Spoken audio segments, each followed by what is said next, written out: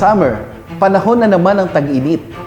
Dito sa Pilipinas, umabot ng 48 degrees Celsius ang heat index ngayong 2024. Pero hindi lang ito ang pinakamataas na temperatura na naitala sa buong mundo. Ang pinakamataas na temperatura na naitala ay umabot ng 56.7 degrees Celsius noong July 10, 1913 sa Furnace Creek Ranch sa Death Valley ng United States. Gaano ba kainit ang 56 to 57 degrees Celsius?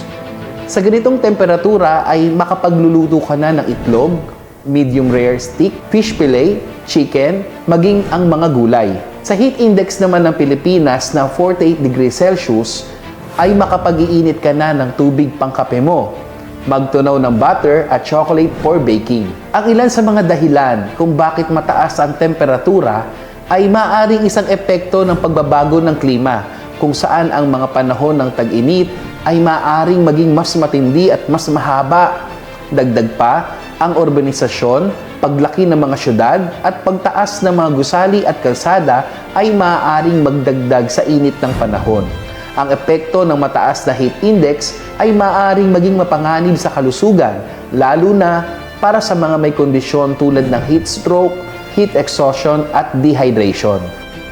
Kaya't mahalaga na mag-ingat ang mga tao sa mga ganitong kondisyon ng panahon tulad ng pag-inom at pagbaon ng tubig, lalo na kung lalabas ka ng bahay, pagpapalamig, pag-iwas sa labis na pisikal na gawain sa ilalim ng araw, magsuot ng magagaan at light-colored na damit at mga damit na gawa sa cotton, magdala ng payong, kumain ng mga prutas na matutubig gaya ng pakwan, kiwi at orange.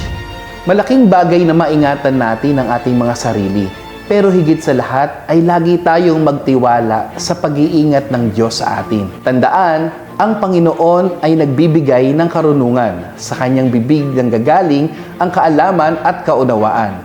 Hanggang sa muli,